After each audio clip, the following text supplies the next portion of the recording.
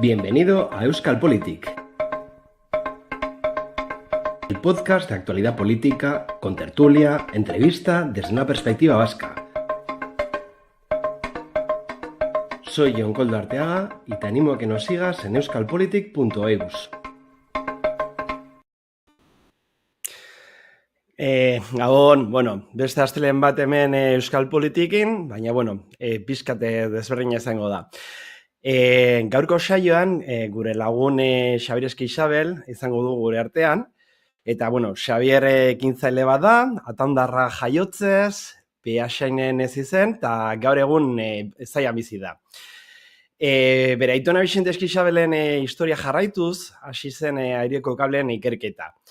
Eta horretarako aurkezpen txikitxoa bat, txikitxoa gero ikusiko zelan dan, aurkeztuko digu, eta horregaitik, pixka dinamika aldatuko da, apurtxo bat, eta horrelako iruzkinak eta galderak amaieran jarriko ditugu.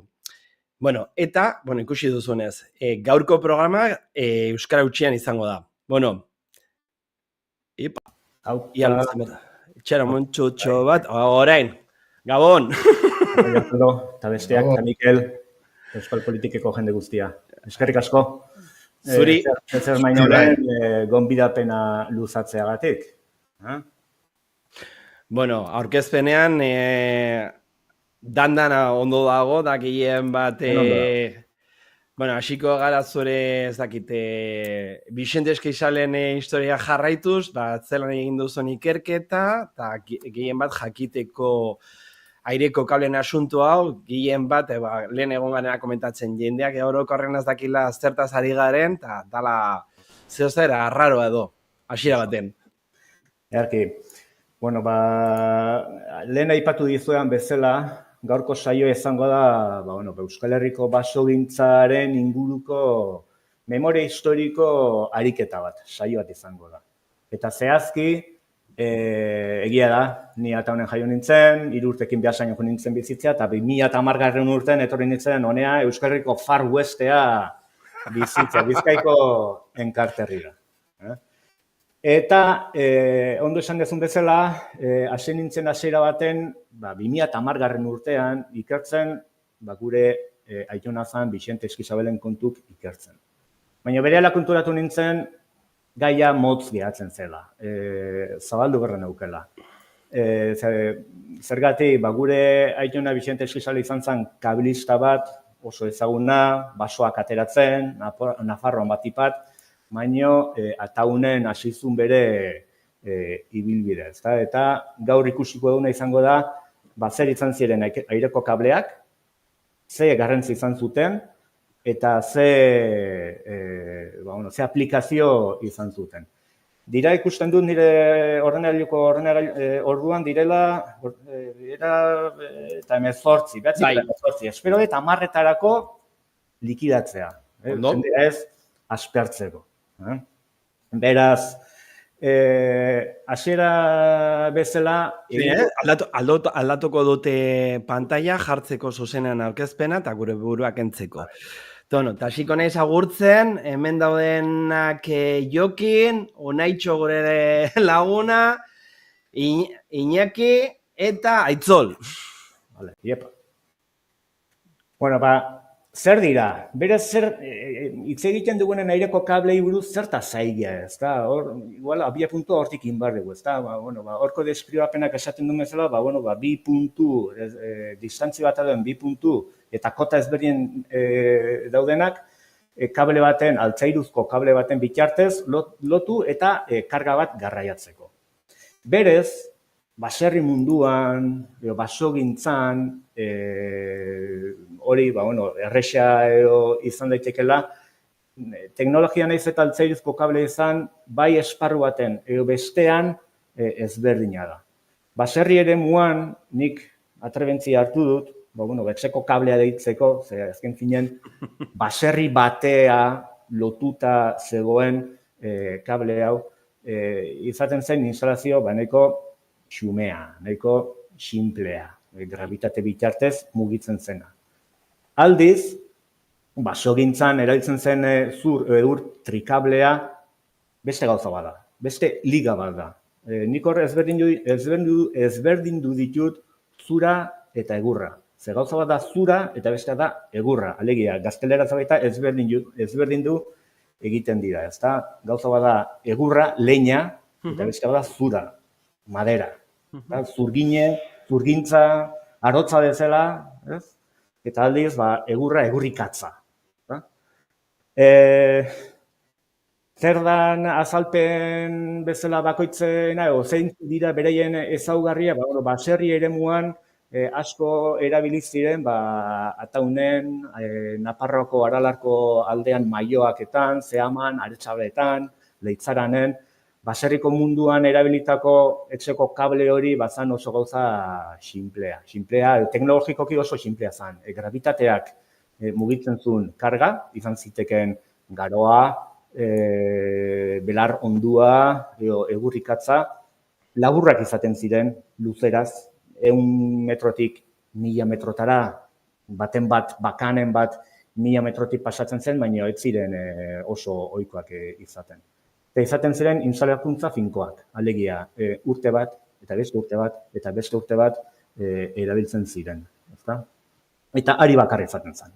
Izan ziteken asto batzuk, astoa ez da soilik animalia, baizik eta astoa mundu honetan, kable munduan deitzen zitzaion, ibilbide guztian kablea eusteko euskarriak ziren astoak deitzen zitzaienak. Berez basogintzan erabilitako kabletan pilonak deitzen zitzaienak, gero ikusiko dugu. Eta aldiz, basogintzan zura edo egurrak garraiatzeko trikableetan ziren beste instalazio ja askoz konplejuagoak.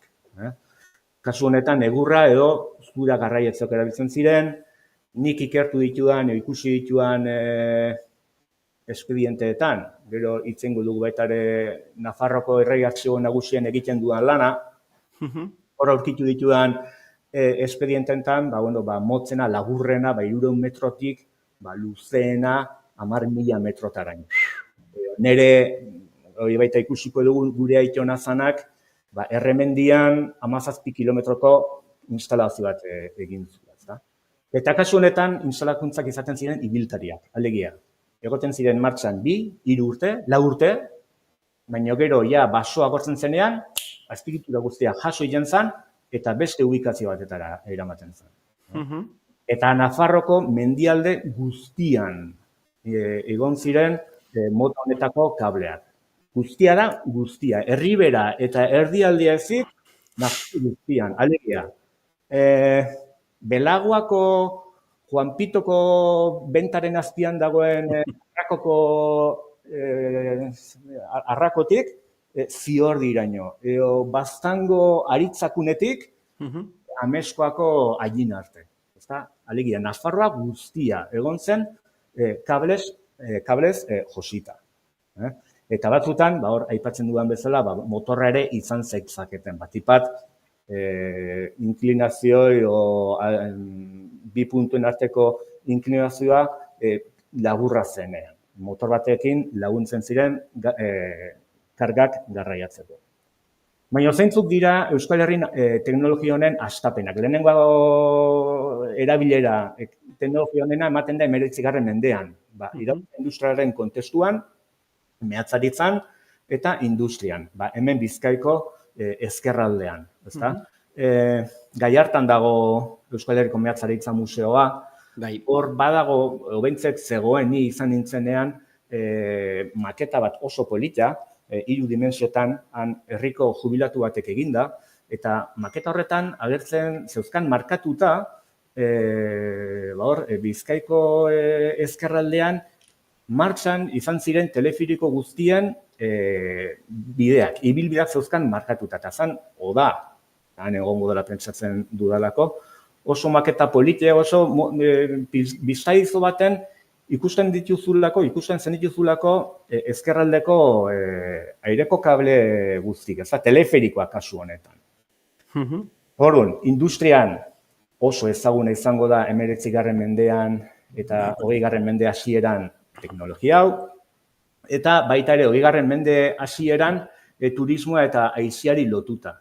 Leonardo Torres Quevedo asmatzaileak Donostiako Ulia mendian montatu zuen transbordadore bat, honen antzekoa, honen parekoa, baina handiagoa montatu zuen baita ere, eta oraindik martxan dago Kanada eta Estatu Batuen artean, Niagarako ur-jauzien artean, eta bere oso denbora gutxi uste erabili zela hau aisialdi bezala, baina horrek ja industria dela, aisia dela, teknologia hau, kableena, kargak edo pertsonak garraiatzeko bihurtzen du oso teknologi ezagun batean. Ziurra eta ezaguna. Hau ja, 20. mende hasierarako. Baina eta zein zen teknologi horren inguruan baserrietan eta basoetan zegoen egoera? Lehenik, baserrietan ez zegoen errepiderik. Gurdibideak ziren nagusi. Eta baita ere, errepide sarea ere eskasa zan. Basogintzaren baliabideak urriak ziren, alegia baso bat ateatzeko hitz egiten ari naiz, duela 110 urte. Kaballeriekin, mandoekin, idiekin, atera bar ziren basoak, zeuden basoak. Kontuin bar dugu, Bizkaian eta Gipuzkoan, basogintzaren errealitatea ez dela Araba eta Nafarroarena bezalakoa. Bizkaian eta Gipuzkoan basoen o lurren jabetza 80% pribatua da. Eta 20% aprox, esaten ari naiz, gutxi gora bera. Publikoa da. Aldiz, Araban eta Nafarroan kontrakoa da. Basoen lursailen jabetza 80% publikoa da. Eta pribatua 20% edo. Orduan, horrek bide eman zuen, Nafarroan batipat zeuden basoekin, teknologia honek izurraizko loraldie izateko. Gaur, 20. mendean, industrian ezaguna zen teknologia hau, baina landa ingurunean 19. mendeko lanabes berberak erabiltzen ziren. Beraz, altzairuzko kablea agertzen denean, ezagun egiten denean, gauzak asko aurreratzen dira. Eta noiz hasi ziren lehenengo aldiz, aireko kableak, trikableak erabiltzen. Hori izan da nire ikerketaren helburuetako bat, idatzizko dokumentuak aurkitzea esateko, hemen. Eta honek, eta urte honetan, egin zuen bere lehenengo instalakuntza. Aireko kablei buruz, dagokionari buruz, nik aurkitu duan lehenengo aipamena da 1924koa. Urte horretan, justu, guain abenduan 100 urte beteko dira, efemeride oso polite. 1924 urtean nire aitona zanak, 25 urte zeuzkela, hemen eskatzen diotan udalari. Bere baserrian, bere etxeko baserrian kableak montatzeko. Eta aparte, baserritik aparte zegoen sail batetik, belar ondue etxeko ganbararaino eramateko. Horra aipatzen da, la Comisión Municipal Permanente de mi Presidencia, deun kableen aizkoi. Aizkoi da, aizkoegi toponimoaren deformazioa. Dago mendik asko bat, baserriaren gainean, aizkoegi deitzen dena.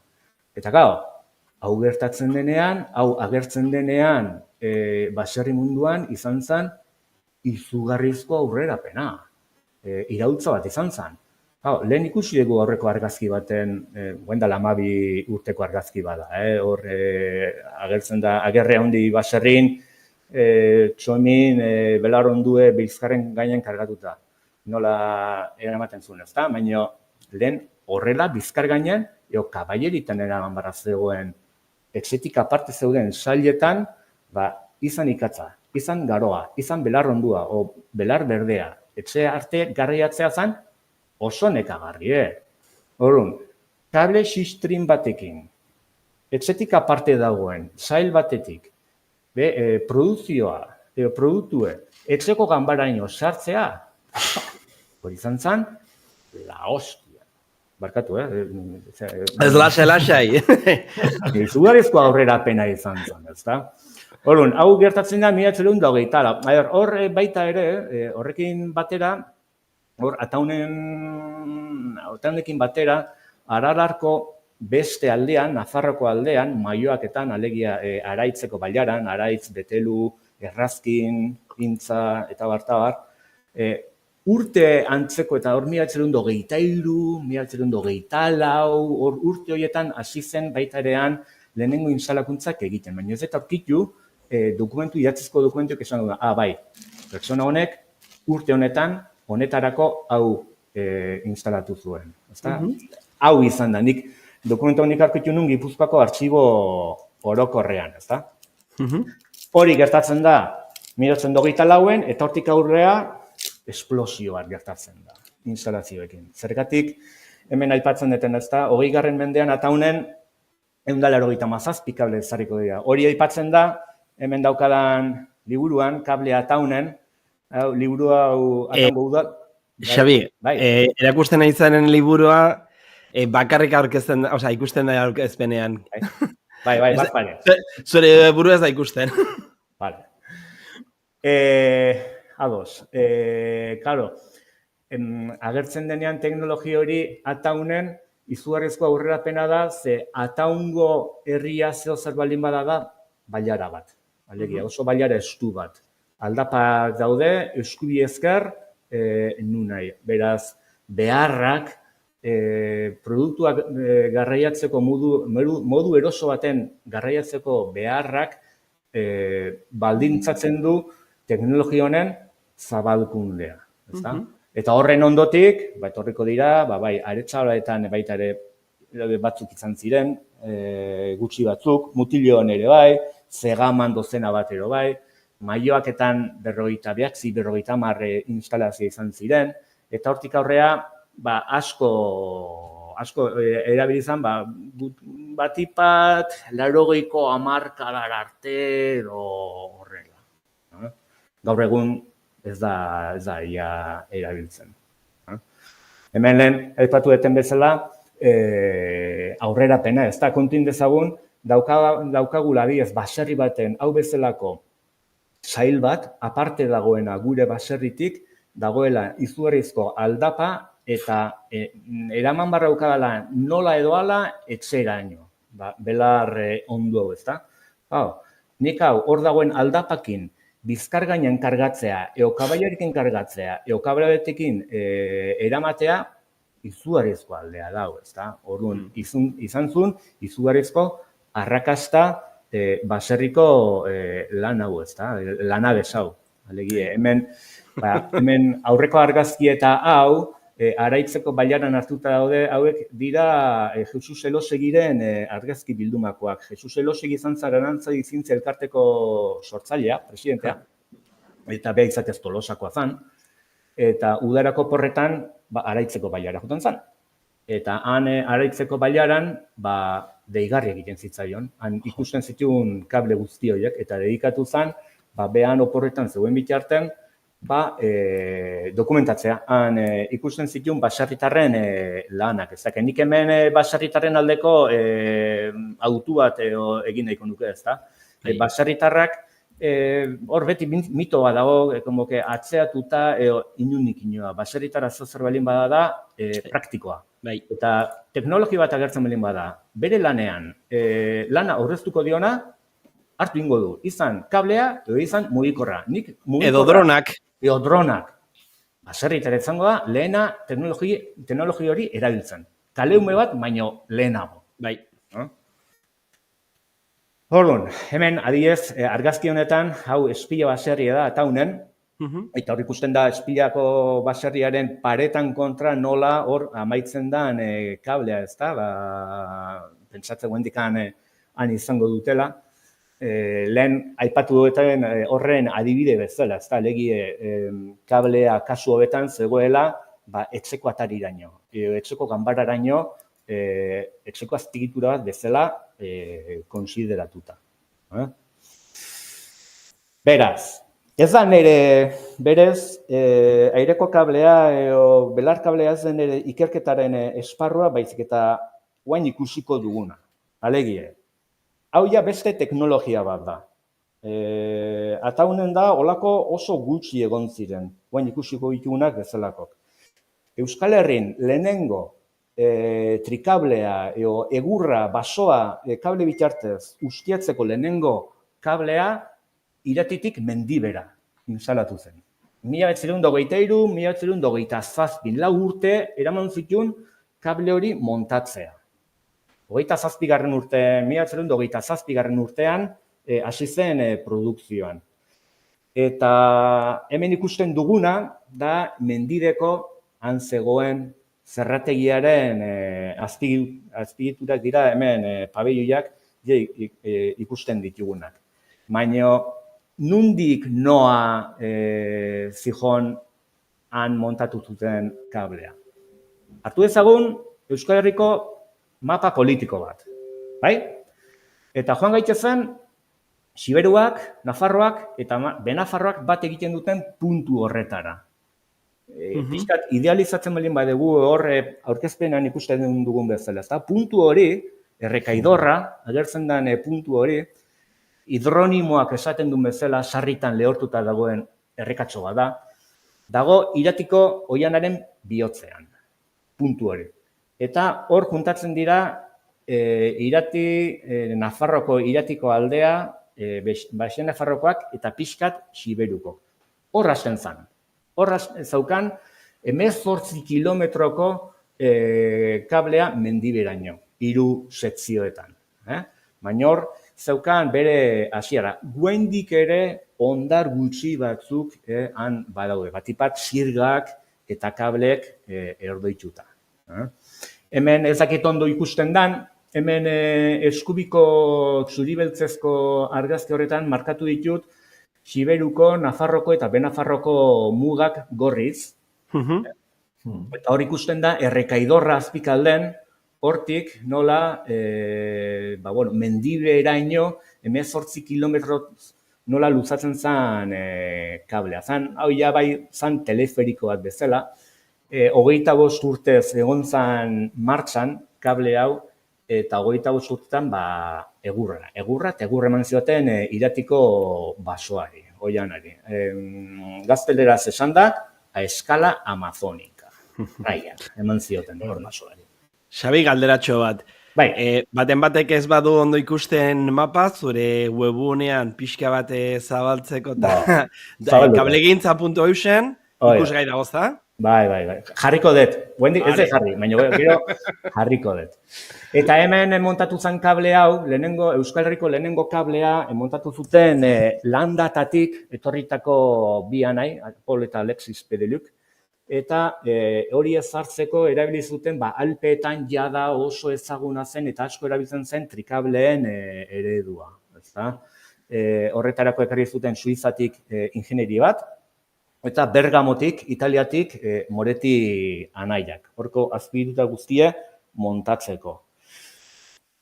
Kable hau oso importantea izan zen, guain ikusiko dugu zergatik, berez, kable hau martxan egon zen urteetan, Aezkoako eta Zaraitzuko 11 itzain eta aizkolarien ogibidea izan zalako.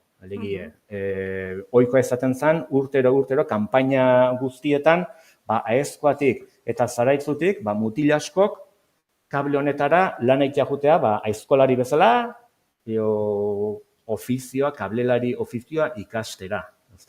Eta hor, ikasi zutenarekin, ikasitakoa mugako alde honetara ekarri zuten. Eta hor du hasi zen hemen Nafarroan teknologia honen edadura. Bigarren Mundu Gerran, 1923, martxan oso denbora, Bigarren Mundu Gerran oso denbora gutxin, baina, intenso izan zen horrek izan zuen ibilbidea. Belgiark erresistentziak erabilizun zero sarearen parte bezala. Berez, nik ez da gaia asko ikertu, baina hemen Euskal Herrin bi erresistentzi sare egon ziren. Bat, Komet sarea Lapurdi eta Gipuzkoa arten, eta Nafarroaren bastan arten, eta bestea zero sarea. Zero sareak erabiltzen zuen kable hau. Jendea, Alemanin eroritako pilotu aliatuak honea pasatzeko, edo dokumentazioa pasatzeko, edo horra aipatzen dudan bezala, Bigarren Mundu Gerra amaitzen denean, 1945ko udazkenean, alegia, jarri gaitezen kontestu horretan, 1945, bukatzen da Bigarren Mundu Gerra. Jendeak hemen espero du, jankiek, aliatuek, Franco botako dutela, eta Sherman tankeak kontzatik pasatuko direla, ezta? Hori gertatuko balitz, hori aurrikusi, behintzat, prestatuta egoteko behar ikusizun erbestean zegoen Eusko Jaurlaritzak eta EAJ-PNV-ek, eta EAJ-PNV zeukan Eusko Nahia talde paramilitarra zabalduzun mugako hainbat ubikazioetan. Talde bat, aidanez, instalatu ezarri zuen Ainoan. Besten bat Urepelen eta azkeneko bat hemen Iratin, kable honetan, aizkolari bezala lan egiten. Olako gauzetaz enteratzen zea kasualidad. Alegia, hasten zea zure aitonaren kontuk ikertzen, eta ostras, eramaten zaitu, ostia, hemen Eusko Jaurlaritza erbestean dagoenak talde paramilitarra, eta olako gauza kuriosak agertzen zaizkizu ikerketa atitzen ez duen bitartean, ezta? Bueno, galdetuko dutu naik galdetzen duena, baina itxarango dugu bestela amari arte. Galdetzen du, ia kableak zamak eramateko bakarrik abetzen ziren, edo eta pertsonak karga bakarrik. Igual, umeren batek jolasen, baina ez, jendea eramateko eta ez, karga eramateko zen. Soilik karga. Kasu honetan, jarritzen dut? Bai. Vale. Kasu honetan, kable honek ja bere ibilbidea 57. urtean amaitzen du, muturreko ustiapena egin zelako. Gaur egun hauruntza juten baldin bakera, Salvatoreko ermitaren alboan daude, Salvatoreko estazioaren ondar batzuk lurrean sartuta, paisajea da akojonantea, zoragarrie, oso polite, baina honek izan zuen izugarrizko eragin ekonomikoa, Aezkoan eta Zaraitzun beharra zegoenean, zenbait kasutan gozea zegoenean, lana bermatu zielako alde honetako, mugako alde honetako hainbat mutilentzako, ezta? Baina horrek baita ere, eraman bargaitu kontura, basogintza bezala, muturreko ustiapenaren aurrizkuetara, ezta? Alegi, basoaren agortzea. Sarritan, joaten baldin bazarete, Otsagabiako turismo bulegoa, hau zahon da bere, betik entzuten da, Irati, Europako, zeako... Oian politena edo. Politena, Selva Negraren ondorenen tal, gezurre. Irati zerbait izan baldin bazan, izan zen fabrika bat. Eta eman zitzaion, egurre, traia. Hemen adiez horren esaten dudanaren adibide bezala, ezta? Argazkia, orto argazkia, da 1951koa, errekaidorra hor justu agertzen da, zirkuloaren barruan, eta hortik gora ikusten da basoa nola doen soilduta. Horreman diote una zurra de la leche basoari. Eta aldiz... Desertikoa, ez? Bai, osea, traia. Eta aldiz, hegoaldean, oraindik ustiatu gabe. Gero etorriko da, horren Iratiko ustiapena jarraian etorriko da. 50ko, 60ko hamarkadetan, Nafarroko Iratin. Ez da izango hain muturreko ustiapen bat, baina bueno. Eta 57. urten, zinpun, itzin zen ustiapena, bere horretan gehatu zen. Beraz, aireko kablek baso gintzen, aste maldimadia 1923an, amaitzen dira 1973an. Eta rekorridua kronologikoa da, mendibetik, azkeneko kableak Nafarra montatu zituen arte, Renfek. Explotaciones forestales Renfek. Gero ikusiko dugu zer zan explotaciones forestales Renfe. Eta zer da trikable bat berez? Ni ez naiz eskiatzailea, baina eski estazio batea joten balin bazarete, Forfait edo telesillak daude, ezta? Ba, berdine. Kasu honetan, etengabeko bukle batean, mugitzen dan kable instalazio bat, eta ari baten, dijozte, egur kargak, eta besten beraka karrilloak kargarik gabe. Telesilla bat bezala, berdin-berdina. Ez dauka beste aparteko misterioak. Daukazu kargaleku bat, deskargaleku bat, pilona batzuk, karrilloak edo txirrikak, baina bestela, teknologikoki berdinera. Hemen adidez, kasu honetan, hau da adidez, Andoainen, Gipuzkoan, Belkoain mendian, Andoainen, Belkoaindik, Bazkardo, baserriraino instalatu zen kable bat. Hau da bere kargalekue hor ikusten da plataforma bat dagoela, eta bere alboan ezkerretara enborrak daude pilatuta, kableen lotu eta Bazkardoraino jeisteko. Gaur egun, hemen guain hitzaldia Gipuzkoarren batek ikusten baldin badu, Bazkardo zegoela berez Nazional 1-ren aldamenean zen baserri bat. Eta Nazional 1 autobidea zabaldu zenean, baserriari bota egin zuten, eta gaur egun bere deskargalekua zena badago Nazional 1 errepidearen erdian. Argazki hauek kutsatekan daude. Kutsateka.eus. Kutsabankek, Gipuzkoako kutsak daukan fototekan ikusgai, eta die goragarrik. Oso argazki polita. Oso polita egia. Oso politegia. Hau hartuta da, 1943 huelta horretan. 1943ko udaberria huelta horretan. Eta hori kargalekua balin bada, kasu honetan deskargaleku bat. Baita ere beste trikable baten. Kasu honetan belateko portuan. Han atzekalden ikusten dira errepidearen petrila ikusten da. Eta kasu honetan, Biudadetxabarri zerrategi, Biudadetxabarri zan Olazagutian zegoen zerrategi bat. Eta han bat zeukan, hemen ikusten da pilona bat, kablea, eta hor grua bat montatu zuten, eta atzeko txabola horretan, hor zeukaten montatuta poleak, kontrapoleak, eta montaje guztia. Besterik. Eta hemen ikusten dezuten 1925ko eskema honetan, agertzen da, zer zan, nola zan, trikable baten, instalazio, montaje fisiko guztia, ez da, polea, kontrapolea, tal, lehen hor txabolan ikusi duguna, hemengo hau agertzen da. Txirrika, hor agertzen dan hori. Ezkerrekoa. Ezkerreko hori, claro, honek anekdota badauka. Ostia, ni hori altzatzeko puta. Zenbat kilo dira? Ostia, horrek 40-50 kilo pizkatuko ditu, Eta gaina mugitu egiten da, mobiblea da, beraz hori heltzeko zaile da, izugarrizko zailtasunak hori heltzeko, baina horrek 40-50 kilo izango ditu. Bueno, txerrika hau agertu zen Txangoan. Txangoa da Aezkoako mendi bat.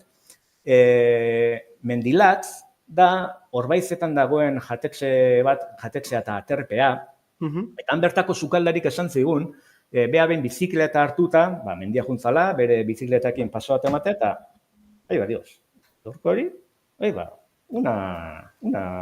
karrillo bat, txirrika bat. Eta kostata, baina etxera gerturatu zula, eta han zeukela gorreta. Eta nik esan nion, Maggi, guarda esto, pero bien guardado, porque esto es parte del patrimonio industrial de Aezkoa. Guárdalo. Incluso yo lo pondría en exposición dentro del restaurante, como algo propio de aquí. Eta hor, baita ere, eskubikoa berdine, ez da? Bazkardoko kable berdine. Txirrika hauek enteratu nintzen nun egiten zituzten. Nun? Behasainen. Benetan? Behasainen egiten zituzten enteratu nintzen. Halako baten, duala 11 urte, Otsagabian elkarrizketatu genuen kablista bat, Martin Landa, guendi bizi da, eta esan zi, ni galdetu oye, los elementos de cable y tal, pues, por ejemplo, los carrillos y tal, eso de Azpeitia, Azpeitia, a mí no me suena que en Azpeitia hubiera una fundición o una forja o lo que sea. Esan, hostia, behasainen bat zegoen, Azpeitia Hermanos deituriko fabrika bat. Jada ez da existitzen. Duela 30 urte bota zuten. Eta Azpeitia Hermanos horretan forja eta mekanizatu ez zeukaten eta garabiak, polipastoak eta antzeko gauzak egiten zituzten. Eta behasainen badago gai kulturaletaz kezka izan duen betiko ikerlari bat, Josetxo Zufiaurre deitzen dena, eta Josetxoi galdetu nahi, Josetxo, hau eta hau esan ziatek Otsagarian. Zuk ezautze aldezu Azpeitia Hermanosen lan eindako norbait, eakutsiko zeneke mesedez argazki hau, eta galdetuko zeneke, eta hor dio, aske bat esan zen, Xabier, bai, berai egiten zituzten, hauek forjatzen zien eta mekanizatzen zien en Azpeitia Hermanos de Beasain, ez Martin Landak esan zuen bezala Azpeitin egin ziela. Eta Beasainen en Azpeitia Hermanos. Holako kasualidadek sortzen zaizkizu, ezta? Gehiago, pilona bat. Pilona da, euskarri bat. Kablearen instalazioa oso luzea da, baldin bada, derrior behar dezu, tartean euskarri bat. Berez uste bet, pilona, hitze, frantsesetik datorra pilon, uste bet. Ez naiz, frantsesa ezakit, ez naiz aditue, ni uste frantsesetik datorrela. Nik bai badakit, baina hitz hori begiratu beharko nuke. Pilon, pilone, olako zeuzer idazten da. Hemen agertzen dien bi argazkik dira Jesus Lakasiarenak. Lehen uste eta aipatu etala zentzan Jesus Lakasia. Gure artean, lehenago komentatu duzu, baina gure artean ez. Vale, ados. Jesus Lakasia izan zen Nafarroan Explotaciones Forestales Renfek zeukan arduragunen. Explotaciones Forestales Renfe zer zen orain ikusiko dugu urrengo diapositibetan, baina beha izan zen enpresaren 200 langileen ardura zeukan arduraduna. Eta beha mendia joten zenean lanera, argazki kamara bat eramaten zuen.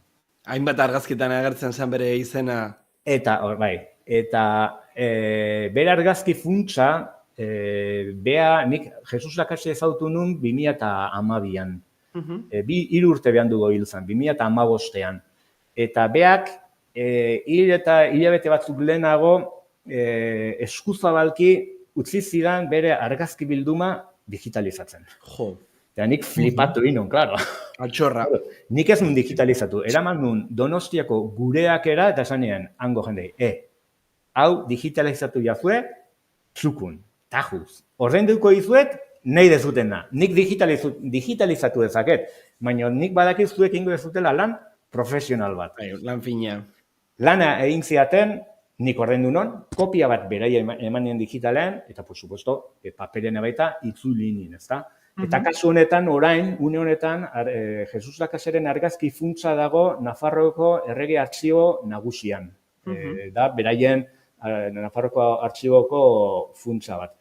Eta nahi orain, lehen aipatu dugu, ezta, uste igual gure artean, ezta, zer egin daitekeen kableen inguruan etorkizu? Bai. Auzolan digitala, alegie. Argazki hauetan, hainbat eta hainbat leku ez dira ezagunak. Mendia asko aldatu da, jendeak ez ditu ezagutzen, Nafarroko artxiboko teknikariek ez dituzte ezagutzen ubikazioak, normala da. Eta herrikoek batzuetan aldatzen badira bazakite edo bideak edo zuaitz bat edo horlako gauzak, zaila da ikusteko. Orduan, zuk behar duzun laguntza da gehien bat lan digitala edo. Bai, ubikazioak identifikatzen. Gero, itzaldi honen amaieran esango dute zergatik. Vale. Hor ikusten dezute borobil gorri baten nola sartueten gizon bat, ezta? Bai, baina onditu behar dut ikusteko barruan dagoen. Hor pertsonat ikusten da. Hor agertzen den pilona doble hori izan zen, Pirineo guztitan egon zen pilona bikoitz bakarra. Hori Renfek montatu zon. Eta da izan zen kriston lana. Alegie, hoi dana altxatzea, martxan eukitzea 4-5 urtez, dana desmontatu eta beste leku batetara eramateko. Egurrezkoak dira pilonak, ez da? Nola barkatu? Egurrezkoak dira guztiak. Bai. Claro, bertan Kriston lana da hori egiteko egurrek. Eske, han langileek mendin bason asteak botatzen zituzten, Herriak etxi gabe, Horregaitik, horren zalantzan eukan, suposatzen nun, ziren udako kanpainak eta bertan bizi edo lo egiten zutela, ezta? Martxotik azaror arte. Artzaia bezala. Igual, hilean behin jesken ziren herrira, eta Antonio Teietxea kabelistak esan zean bezala, mira, Xavier, habas pa desayunar, habas pa comer, y habas pa cenar. One and over again. Batek esan zuen bezala. Artzaia bizitza bezala, ez da? Osea, lana, ez dugu imaginatzen, zen nolako beste garai batzuk zian. Bai. Mainoz, lana zan oso gogorra. Fisikoki eta mentalki. Orduan, hasten da, trikablearen astapenak. Hasten dira, batipat, Vicente Eskizabelekin. Beak montatzen du bere lehenengo baserrian 1924, bere lehenengo belarkablea, baina ja hori txikia geratzen zaio eta hasten daia trikableak montatzen. Hemen hor eskubiko argazkian agertzen dana da Erremendiako kable famoso, 17 kilometroko kablearen argazkia. Aurkitu argazki bakarra, hau dauen la Fototeka Forestal Espainola, aurkitu nun argazkia. Eta gure aitona zanak,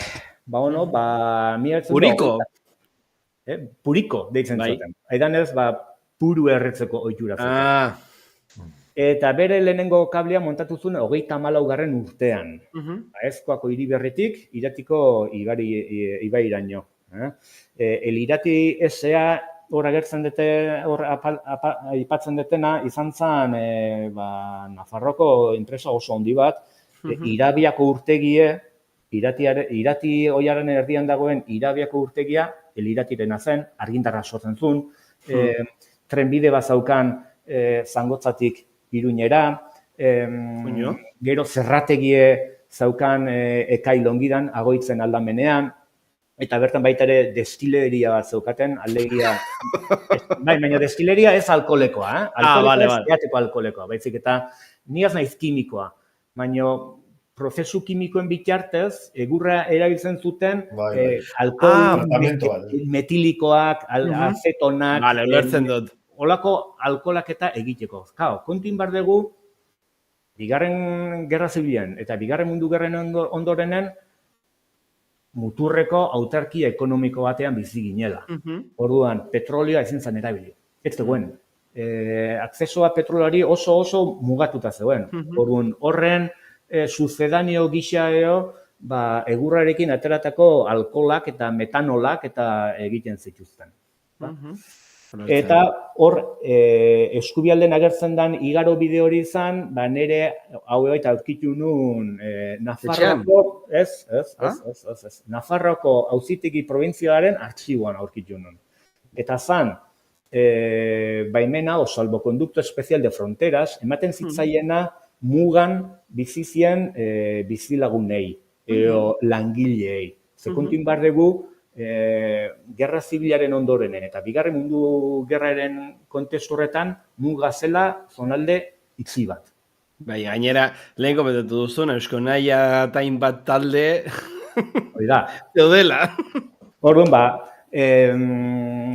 beak, hemen agertzen den, ez dakit ondo ikusiko ez zuten etxetik, hau da nik egin un mapa bat, eskala hemen beran ezkerrean daukazute, 2000 metrokoa daukat. Orduan, hau da, gure aitonak montatu zuen 17 kilometroko kable bat. Kable zentralak zeuzkan 10.000 metro, eta gero zeuzkan 2 sekundaria. Bat, ia 5.000 metrokoa, eta besteek 1.500 o 1.700 metrokoa. Eta honekin garraiatzen zuten bai egurra eta bai zura. Eta gero garraiatzen zuten Irati ibairaino. Eta esango zu, Zergatik iratiko ibairaino. Gero, hortik, pantana den bitartez, errekaren, ibaiaren ura erabiliz, garraiatzen zutelako agoitzeraino. Eliratiren zerrategiraino. Instalazio izan zen, la hostia. 30 hamarkada montatu eta 20 urte zeo martxan egon zen, hasta el 50-54 vuelta horretan. Eta, bueno, kableak erabiliz, mota guztitako insulankuntzak ingo zituen, adibidez, Leireko monastegie, bakizuten undagoen ezan, Nafarroan. Leireko monastegiren gainean, hor arrobi bat ireki zuten, Iesako pantanua eraikitzen hasi zirenean. Eta hortik ateratzen zituzten hondarrak eta harriak Iesako urtegiaren pareta egiteko. Material horiek garraiatzeko, teleferiko batean montatu omen zuen gure aitona zanak garai haitan. Baina gero, ibili izan baita ere Hueskalden, kablek eta montatzen, hor agertzen dien bi zutoin horiek, badie antzinako kable baten zutoinak amaiera, deskargalekue, Otsagabiaren kanpon zeudenak duela 7 urte. Baina bea desagertzen dean, ze bea 1955ean hiltzen da, beak bere ezagutza guztie jasoko du Explotaciones Forestales Renfek. Eta horrekin batea... Xabi, barkatu. Ondo goratzen badut, Wikipedian zehose irakurri nun bere heriotzaren inguruan. Zehose argitu dezakezu horren inguruan? Gure familian mito bat izan zen, aidanez, Juno Menzala atango baserritik, alako zor bat kobratzea Iruñara eta han hilda gertu zela takonerako lorategitan ez.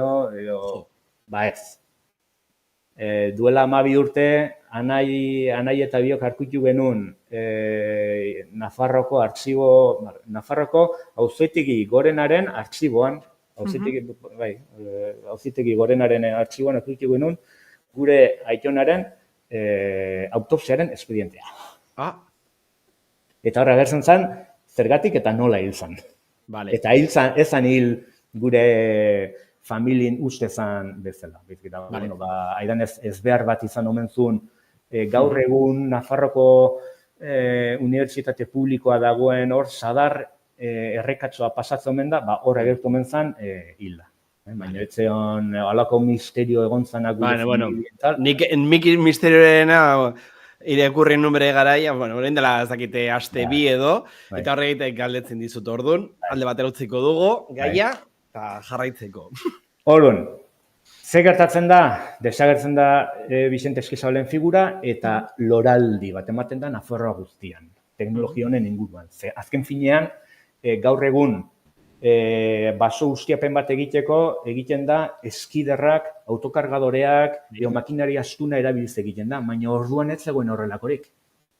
Ez zegoen makinaria astunik, ez zegoen kamioirik egurra garraiatzeko, zegoen azpigituta bakarra, kableak ziren.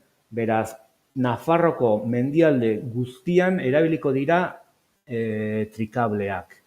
Lehen esan deten bezala, Belaguatik Ziordiraino eta Aritzakunetik Aillin arte. Eta sartzen da tartean ja Explotaciones Forestales Renfe. Explotaciones Forestales Renfe agertzen denean, gauzak serio planoak eta ondo egiten dira, teodolitoak eta topografioko makinaria gailuak erabiltzen hasten dira. Hemen agertzen dena Zuriz eta Alkandoraz jantzita hori da Jesus Lakasia. Izan zen Nafarroko Explotaciones Forestales Renfeko arduraduna, eta argazkiak hau ateratago Segobian. Horre, Nafarroko kablelari hau funtzien hautza, Renfeko hainbat teknikariri erakustaldi bat egitea. Eta zein izan zen Explotaciones Forestales Renferen garrantzia? Oso handia. Azken finean, Gerra Zibilaren ostean eta Bigarren Mundu Gerraren kontestuan Espainiako trenbidaren sarea zeon txikituta Beraz, Estaduak ikusten du behar estrategiko bat duela azpiegitura guztia berritzeko. Bai trenak eta bagoiak, baina batipat trabiesak. Orduan, 42. urtean sortzen du enpresa publiko hau. Eta hor hasten dira bere lehenengo, agertzen dira Nafarroan, lehenengo topografia lan, txukunak neurriketan hartzeko, nondik noa pasatu behar dugun kablea, eta bar. 40ko hamarkadan dekretuz, nik hau artxiboan ikusi dut, espedientek eta ikusten ditu, nun agertzen dan, derrigortuta zeudela rematante forestal guztik, hainbat trabiesa explotaciones forestales Renferi ematea, por cojones, alegia, por decreto. Orduan, explotaciones forestales Renfe, o patrimonio forestal del Estado, bihurtzen da Estaduaren enpresa eta balore estrategiko baten. Cazorlan Jaengo mendiak, Nafarroko basoak, Marokon, Wendik, Espainiko protektoratuko basoak, bihurtzen dira bere balore estrategiko baten. Zaindu beharrekoa eta ustiatu beharrekoa. Horra aipatzen dut adibidez, 48. urtean, gure aitonak, Renfek hemen Nafarroan instalatu zuen lehenengo trikablea, gure aitonak montatu zuen. Eta hortik aurrera, ezagutza hori Renfek, estatu guztira zabalduko dula, ezta? Hemen ikusten dezute, hau argazki hau jarri dizuet hemen, ikusteko eskala. Alegie, hemen ez dago ez epirik, ez arnesik, ez... Osea, a puto pelo, tío. Eta Antonio Teietxeak adibidez, izan zala kabirista huendio bizi dala, esaten zian, kontatu izan zizkian, ez da anekdotak ez beharrak, lazgarrik. Erabiltzen zituztela, esan zian, mira, cuando había una herida, lo mejor para desinfectarla era ir a una cuadra y coger las telarañas, y las telarañas eran desinfectante natural de las heridas. No jodas, ¿sí? Sí, era lo mejor. Ostras. Suposatzen da horrelako lan istripuek zitetikela eta hildak eta... Por supuesto, istripu hori tokatzen zitzaizun en Casadíos. Eta ez zegoen ez helikopterorik. Zegoen, ambulategirik, ez medikurik. Han gehatzen zinen, seko.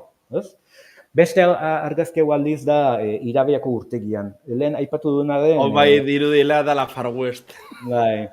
Horre baita Jesus Lakasi agertzen da berriro, horre ezkerra alden, kamioiaren aurrek alden. Da, lehen esan dudanaren adibide, alegie, nola zonalde hau mugan zegoen, mugan dago, bertan ezin ziren erripideak eopistarik eraiki. Ezin ziren bidek zabaldu, beraz, Iratiren alde batetik bestea pasatzeko, Renfe behartuta zegoen bere makinaria, bere kamioiak, bere traste guztik, halako barkaza batzuk eginez, Irabiako urtegian pasatzea. Pasatzeko. Bueno, etzen besteik. Urteaz dugu jartzen, ez da? Ez, hau izango da, 50ko hamarkadan amaieran, 58, 59, buelta horretan. Eta beste hau. Jartzen dut beste argazki hau, beraiek izan zirelako, explotaciones forestales Renfe izan zen, makinari astuna lehenengo aldiz sartuzuna basoetan. Zehazki, esan zi, hau Cazorlako ikerlari batek, Jaengo ikerlari batek esan zidan, jaidanez, Renfek erabilizitun hau bezalako buldozerrak lortu zituztela jankietatik, alegien. Cuando en el año 53 se hacen lo de los acuerdos de Madrid y se hacen las primeras las bases aéreas de Torrejón y de Zaragoza, algunos de los bulldozers que utilizaron los yanquis para hacer las esplanadas de la base aérea y demás, acabaron en Renfe. Así, hostia, qué cosas. Eta argazki hau adibidez, aterata dago Zurizan. Ez dakite ezagutzen duzuten Anson dagoen Zuriza eta Zurizako kanpina. Eta 3 erregen maila juteko, adibidez dago Zurizatik eta Linzako refugiora. Bueno, Zurizako kanpinetik, Linzako aterpera dijoan pista hori, buldozer honekin Renfek irekizun. Egiten zuen. Eta hau baita, berrogeita hamarreko hamarkada hueltan, berrogeita hamar, berrogeita hemezortzi, berrogeita hemeretziko inguru hortakoa izango da argazki hau. Eta, suposatzen dut bertara eramateko kamioiak eta bertan eramateko buldozerrak kristolako lana, odeixea da hitza, bai.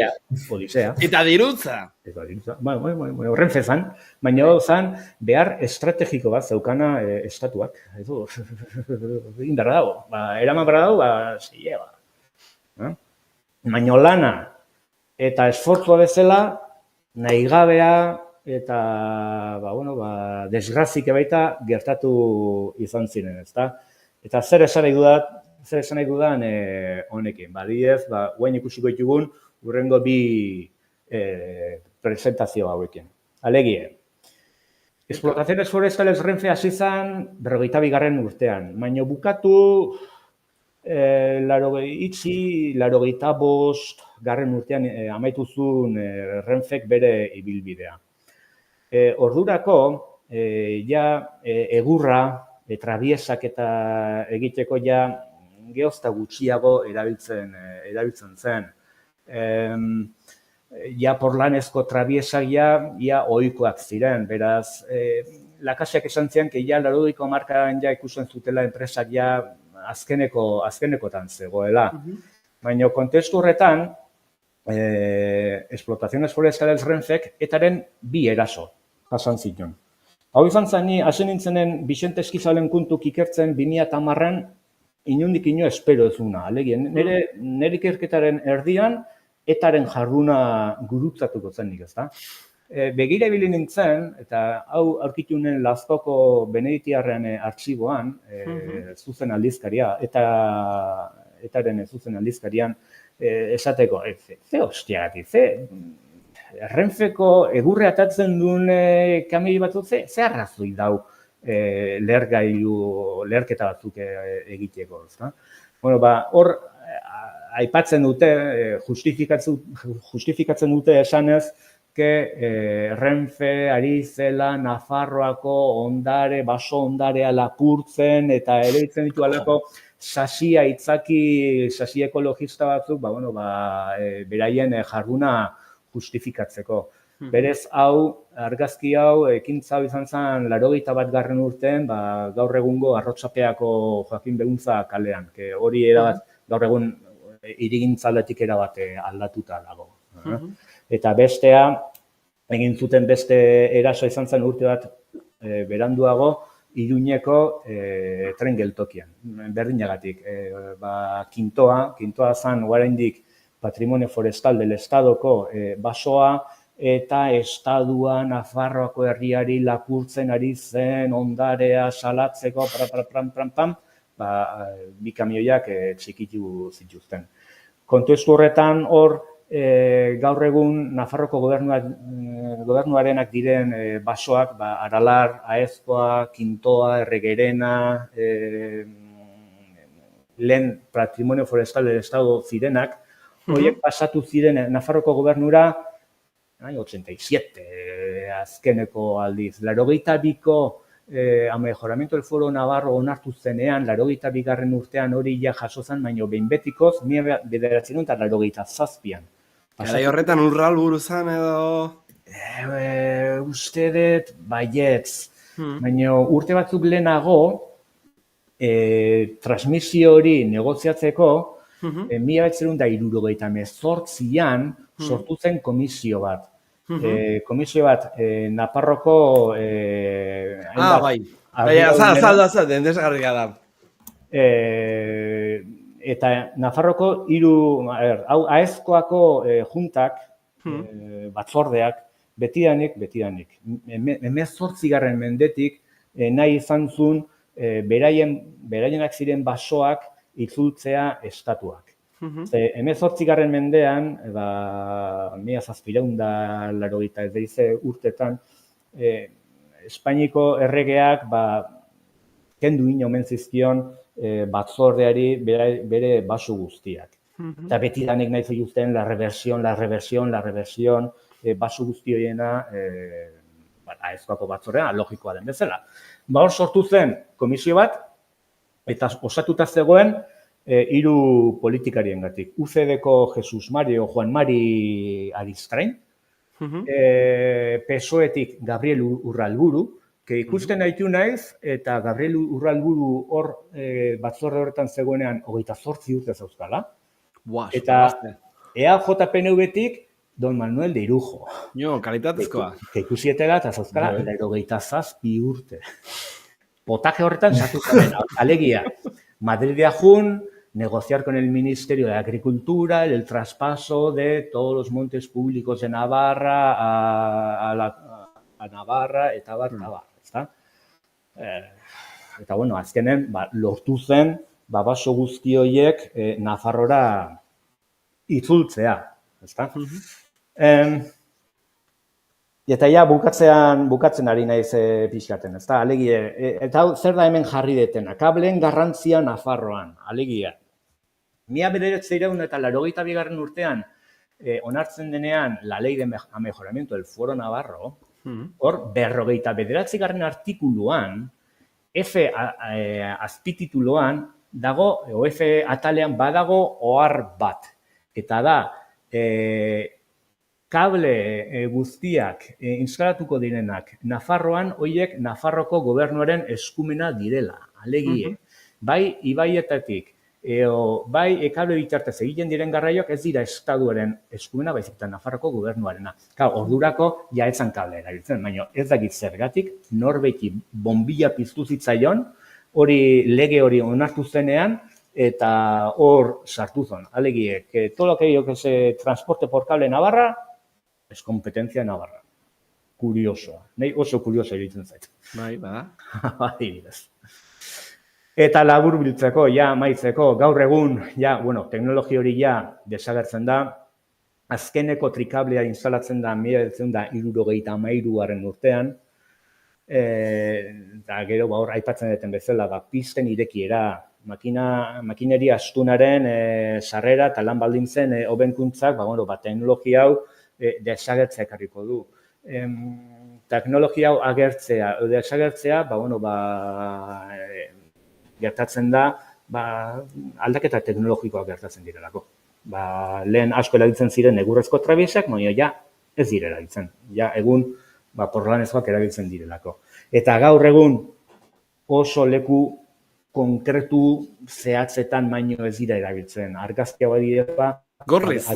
Hau Gorliz da, Bizkaian da, eta kasu honetan, hor agertzen den teknikaria da Basalaneko, ez da? Bizkaiko Foru Aldundiko teknikari, Bizkaiko Foru Aldundiko enpresa publikoko... Basogintzan lan egiten dut. Bai, basogintzan, ingurumen kudeaketan, eta bar, eta hor, baidanez, adarroiek ebatatzeko alako kable bat erabiltzen dute. Eta kitxo, ez da gehiago erabiltzen kablea. Eta gaur egun ni zer egiten ari nahi zen? Nik esan nuen, ostras, bere garaien Lurdesek kablea ataunen liburu egin zuen bezala, eta atango kable guztik inventariatu zituen bezala, hostia, nik abaita Euskal Herriko trikable guztik inventariatu gara ditut. Eta hasi nintzen, eta hostia zelan hartu eten.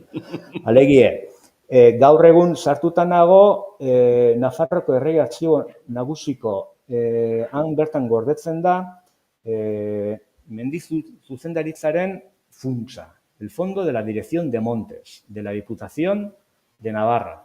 Eta hor daude, expediente guztik, baino nahi hango Miriamek, hango artxibokok esan zian. Bea, Xavier, ze hanik artxiboa funtsa konsultatzeten bitarten, ikusten dut, expedienteek asko falta egiten direla, edo traspapelatuta daudela, eta esaten dit, Xavier, beida, funtsa hau, Dirección de Monteseko fondo hau, ez do inorre konsultatzen. Zuk besterik ez do inorre konsultatzen. Beraz, ezin diogu denborarik eskaini, izango balitz, gerra zibileko kontu bat, orduan bai.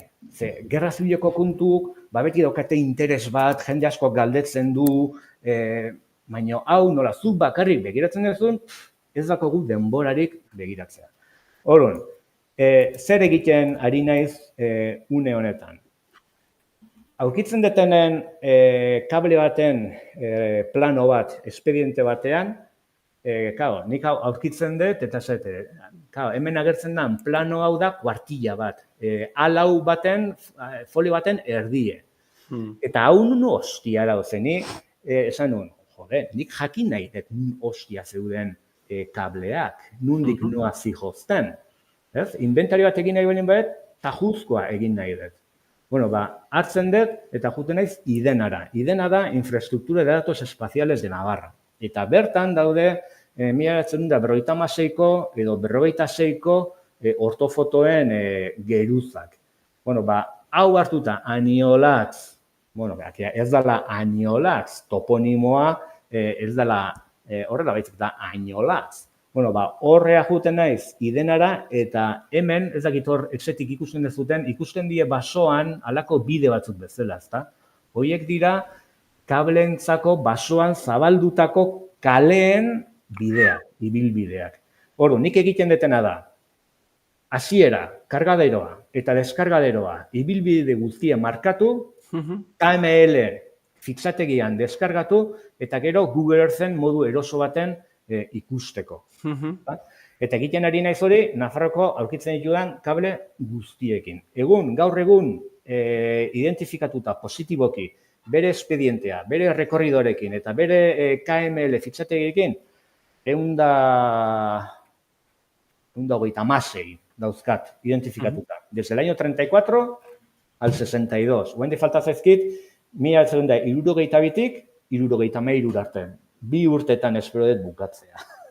Eta KML fitxategiak elikatzeko, orduan, Google Earthen dauden, edo webunean, edo... Nik nire lana, horrekin bukatzen detenean, Nafarroko aireko kable guztien KML fitxategiak ondo identifikatuta, ondo sailkatuta bailaraz-bailara. Egin nahi detena da, ezer baino lehen, Nafarroko gobernuko ingurumen saileko teknikari pasatu nahi diot. Ni horretan nahi dut. Beraiek niri asko lagundu diate, eta nik, nik uste gizalegezkoa dela, nik beraiek gaita trukean hori ematea. Gero, por supuesto, informazio hori deskargan eskuragarri kablegintza.eus nire webgunean jarriko dut. Baina lehenengoa, nahi dut, Nafarroko gobernuko ingurumen saileko teknikari pasatu nahi dut. Ez da... Ez olorgarria da, Baina nik uste dala, memoria historiko ariketa bat, ez da, bereiai baita, ondo etorriko zaiena, eta adibidez, KML fixategi horretan identifikatzen balin bait, argazki bat Jesus Lakasarena nun zegoen hartuta, zertatu egiten dut. Editatzen dut HTML kodea, eta Flickrren nola dauzkadan geolokalizatuta, zertatuta geratzen da, KMLen eta Google Earthen zuzenen ikusten duzu argazkia ondo geolokalizatuta. Hori da nire grine, nire mania, nire futbol ez gustatzen. Poteatzea, baina gutxi. Baina hau da nire arra, daukat arra sartuta. Kontu honekin, ez da? Ez, baina afizio bolita da.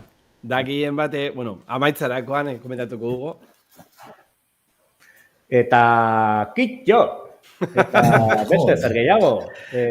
Utziko dugu momentu baten gehien bat edo nork ikusteko hemen web elbideak gehien bat kablegintza.eus eta danarako sare sozialak eta zure posta elbidea, kablegintza@gmail.com, zurekin harremanatan jartzeko, eta aldatuko dut hemen estenak gehien bat gure buruak ikusteko, eta, plazarra izan da, zure entzuteak, eta gehien bat, balorean jartzea egon ganera komentatzen, historia pertsonala edo familiarra, eta gero zelan lotzen den ondare industrialarekin batera edo zein gaiekin. Nik adibidez, guain aipatu dezun bezala, ez da, 2010 urtean hasi nintzen hau begiratzen, familiko kontu bat, nire aitonaren kontu bat. Baina gero hortik, joan naiz zabaltzen eta, Euskal Herriko ondare industrialaren esparru txiki bat ia ez ezaguna dena pixkat azalaraztea, ezta? Eta honek daukan berezitasune da, beste ondare industrial batzuekin da, efimeroa dela. Ze azken finean, azpiegitura horiek montatzen zituztenean, martxan egoten ziren 2, 3, 4 urte, eta desagertu egiten ziren. Ez da, hemen... Betiko, bai. Bai, ez da, hemen zaian aldamenen dagoen, balmasean dagoen, boinaz lankarta bezalako azpiegitura bezala, ez da, duten eta bertan dau. Baina, basok ateratzeko azpiegiturak desagertuta daude, ez daude. Eta, bueno, gure herriko historiaren atal txiki da. Landa ingurunean, izugarrizko garrantzia izan zuna 20. mendeko erdiko hamarkadetan. Eta, bueno, jendea oraindik asko akordatzen da. Eta, sarritan nire alabak, 14 urteko alabak, bertso katatzen dizkit, ez da? Esan nahi dut, bertso katatzen dizkiala, eta berriro juma, baina eske, ez du beste inorek egiten. Indarra hau, bestela galdu egiten da. Jarriko ditut hemen Bueno, izan pixka bat, nik egingo dute lehenengo... Bota. Zergaitik, gaur egun mantentze lanik egiten alda ondare horren ondarrak ez galtzeko, edo ez da ez egiten mantentzeko, ez? Prez. Duela hilabete bat adibidez, bai badakit, teleberrian agertu zen baita ere, abuztuan ustet egin zela araitzeko kablearen eguna, adibidez. Eta bai, teleberrien agertu zen, da iruditen ikusten zen jendea, bildu zela, eta ekitaldi polit bat, xumea bezala. Baina, kontu inbarrezu adibidez, lehen aipatu duten, ataunen 187 kable montatuz izan zirela.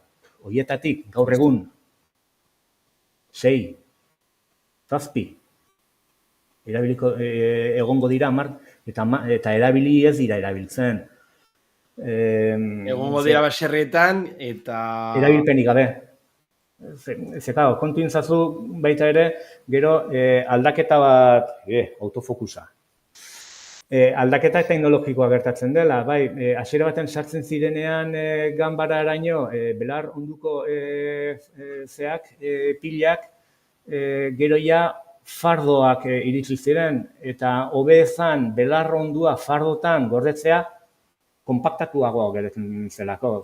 Bestela oso sakabanatuta, espazio, volumen handia zentzun, beraz, horre baita, teknologi bat aldaketa bat egoten da. Belarra gordetzerakoan, eta orduan, bere erabilera gutxitu egiten da. Eta aparte, ja, jendeak ez dula lanik egiten baserrietan. Baserriak bere funtzioak galdu egin du.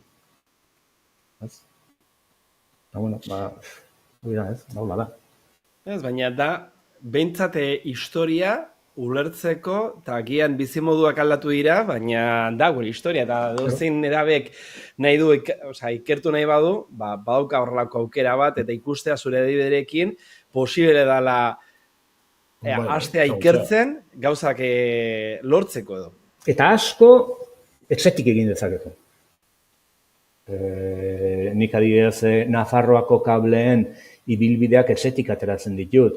Idenan, nik ez dut uste, ni bezain besteko orduk sartu dituna, idenan bulo amerikanoak ikuskatzen. Tanto la serie A como la serie B. Kasi hobete zautzen dut, duela 80 urteko Nafarroa airetik gaur egungoa baino. Bai. Bueno, jarriko ditut orain iruzkinak hemen ia ondo ikusten dituzun, gehien bat, danak jarriko ditut, hemen Jokinena, Gabon esanaz. Unaitzu, Eneritz. Danak ikusten dituzu, ezta? Bai, Eneritz aurre. Bueno, orduan, gehien bat agurtzeko, hemen, Unaitzu. Unaitzuk, neuria bai, karo. Eta jarraitzen du, Bai. Horre, zintzan, kableak zamak eramateko bakarrik erotzen ziren, eta pertsonak eruteko ez. Hori lehenago komentatu duzu. Zama, soilik zama. Plazerra Neritz, eta hemen galdera. Ez dut ulertzen gauza bat, garbitatez mugitzen bazen gailua bakarrik zerbitzen zangoitik bera jeisteko zamak, ezta? Alderantziz beti gora gauzak igoteko ezen. Baita ere, maino hori trikableekin gertatzen zen. Adibidez, egurra jeisten zen bitarten, beste alden goraka zijon karrilloan, janari, edari, ardoa, pipelak igotzen zituzten, bai. Aprobetxatzeko? Claro. Bai. A ver. Zutik geratzen den kable bat hortikan, gertu dugu San Martin eguna eta hankeko txerriak eskegitzeko. Ataungo aian baten bat badago.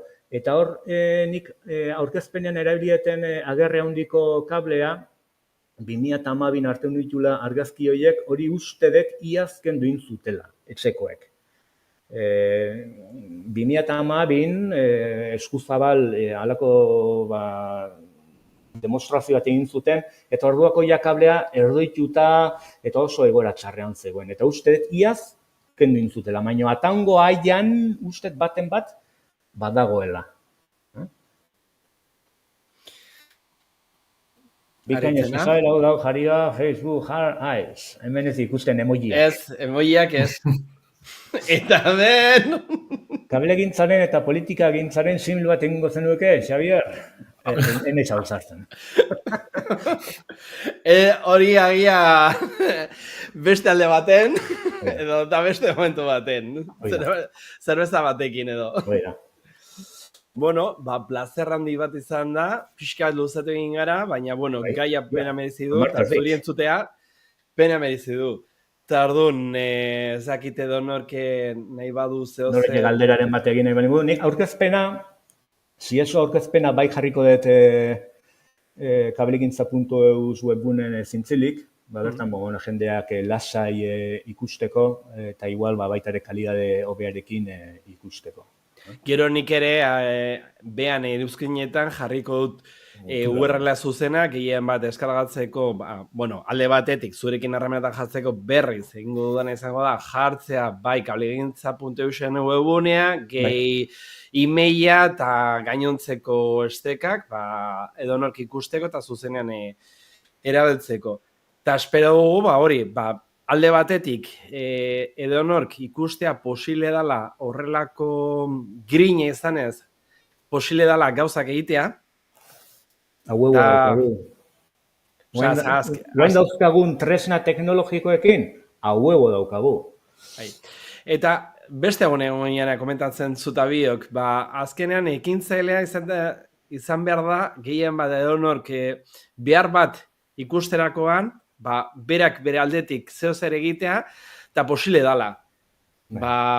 Ez dala, kasu batzuetan dirua beharrezkoa dela, baina azkenean gogoak dira gehien bat behar diren gauza. Denbora sartu berrezu, hori ez da bukatzerik, denbora asko eskatzen du honek, baina arra sartuta balin babezu, gustoko lekun aldapaik ez. Arra la pozoia. Hala da. Bueno, momentuz besterik ez dut ikusten ez dagoela galdera gehiagorik, eta gaurkoz, orduan, printzipioz ez dakite azken hausnarketa da galderak zeo zer esenei baduzu. Dagoela... Eroso egon zara? Bai, ostia, bai. Ez dizut ukatuko, apuratutan entorren, lehenengo aldie da, horrelako aurkezpen bat online egiten dudala, aurretik prestatu berri izan dut, ez memorizatu, baina bai, rollo guztia jakin, baina bai, pentsatzen duna baino erosogoa, bai. Bueno, hori da posteko, eta, beste momentu baten, zure burua pres ikusten bazula horrelako saltxetan ibiltzeko edo beste gaietan, ez da gatzeko, bakizu zelan horrelako gozo komentatzen. Orduan, alde batetik, hori, kablegintzaren historia zabaltzeko oso interesgarri izan dela, eta gero ere zure burua hemen eroso egoteak guretzako beharrezkoa zela, eta, da posteko gauza bat. Orduan, bueno, gaurkoz utziko dugu, eta datorren astean bueltatuko gara berriro, hemen euskal politiken, eta norbaitek nahi badu edozen gai ataratzea edo gehien baten, iruzkin baten dagoela aukera jartzeko, eta bueno, ikusten egin ez, aritzen azken iruzkina posteko da. Hau honen inguruan, nik lagun batzuei esanien, nolaz gaur hemen omar nintzen, eta tartean ataungo lagun batzuei, bai? Eta nik esan, nire buru esaten nian, nik nola aurkeztuko naiz, ataungo jenden aurren, kablei buruz hitz egiten, erderazko, gaztelerazko aurkezpen batekin. Ez da posible.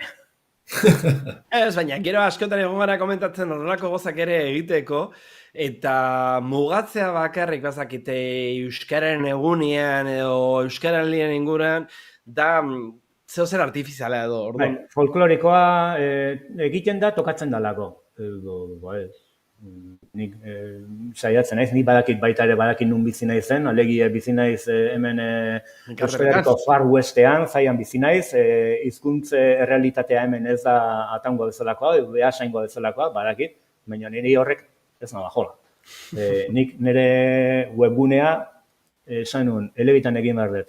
Batipat, Nafarroko hainbat lagunentzako, ulergarri izateko, gaztelera zengoet, baina, por cojones, euskera zun barra. Eta liburue egiten detenen, ez dakit noiz bukatuko deten, Crowdfundinga. Crowdfundinga martxan jarriko dut, ziurren jarri barko dut. Baina paperezko euskarrian egiten dudanean, hori euskara zengo da soilik.